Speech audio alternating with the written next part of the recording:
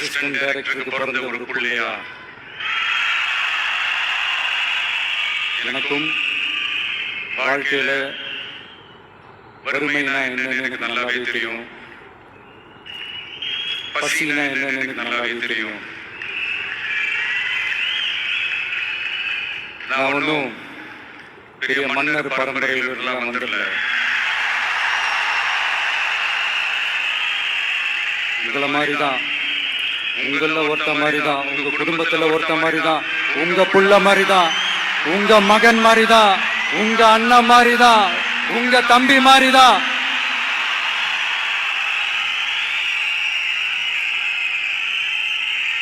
அப்படிதான் நான் உணர்றேன். நீங்களும் என்ன அப்படி நினைச்சதுனாலதான் சினிமாவில் எனக்கு ஒரு மிகப்பெரிய ஒரு இடத்த ஒன்று கொடுத்தீங்க. அதையெல்லாம் விட்டுட்டு உங்களுக்காக நன்றி கடன் செலுத்துறதுக்காக அரசியலுக்கு வந்த உங்க விஜய, இந்த விஜய, நீ வா விஜய், நாங்களா இருக்கோம், பாத்துக்கிறோம். விஜய் தம்பி நீ வா, நாங்க இருக்கோம். விஜய் தம்பி நீ வா, நாங்க இருக்கோம். அண்ணா நீ வாடா, நாங்களா இருக்கோம். நண்பா நீ வா நண்பா, நாங்களா இருக்கோம் சொல்லி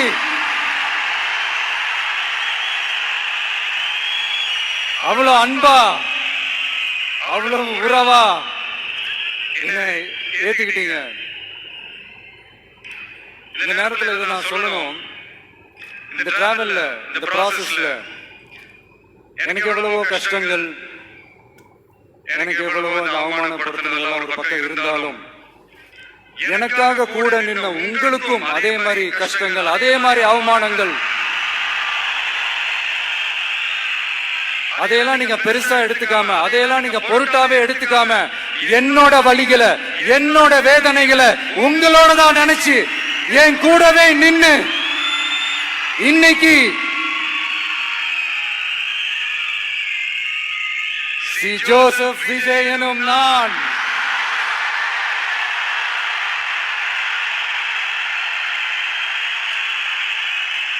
அத உண்மையாக்கி இருக்கிறீங்க. உண்மையிலே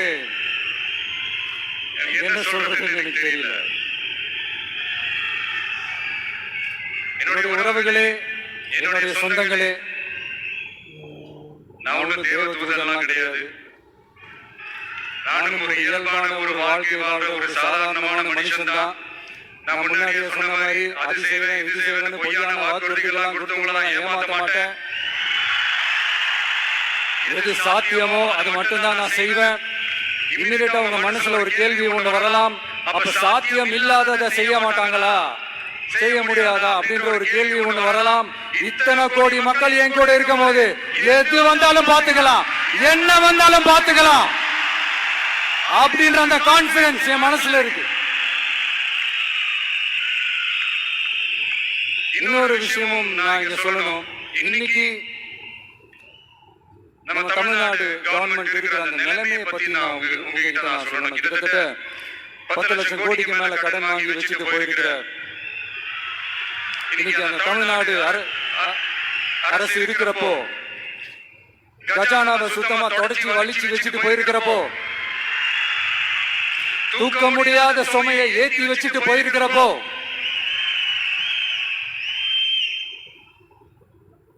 அப்படிப்பட்ட ஒரு நிலைமையில தான் இந்த பொறுப்பை நம்ம கையில் எடுத்திருக்கிறோம்.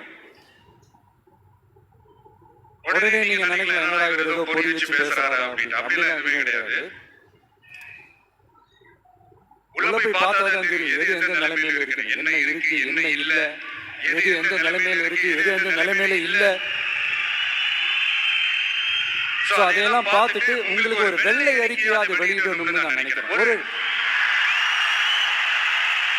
ஒரு டிரான்ஸ்பரண்டான ஒரு கவர்மெண்டா, அதாவது இன்னைக்கு நம்ம தமிழ்நாடு கவர்மெண்ட் இந்த நிலைமையில தான் இருக்கு அப்படின்றத உங்ககிட்ட சொல்லிட்டு I just want to take it forward from there.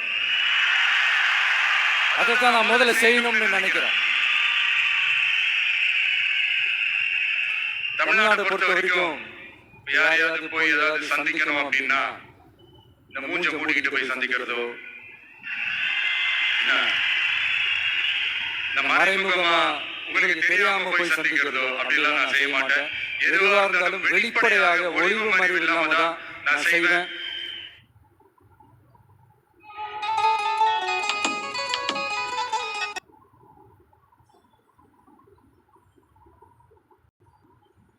இவ்வளவு பெரிய ஒரு பொறுப்பை என் கையில கொடுத்திருக்கிறீங்க.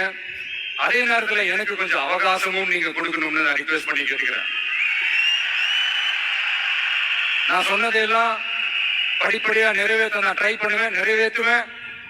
அதே நேரத்தில் எனக்கு கொஞ்சம் அவகாசம் கொடுத்தீங்கன்னா எனக்கு கொஞ்சம் உதவியாகவும் ஒத்துழைப்பாகவும் இருக்கும். இது உங்களுடைய ஆட்சி. பெண்கள் பாதுகாப்பை ரொம்ப ஸ்ட்ரிக்டா வச்சிருப்பேன்.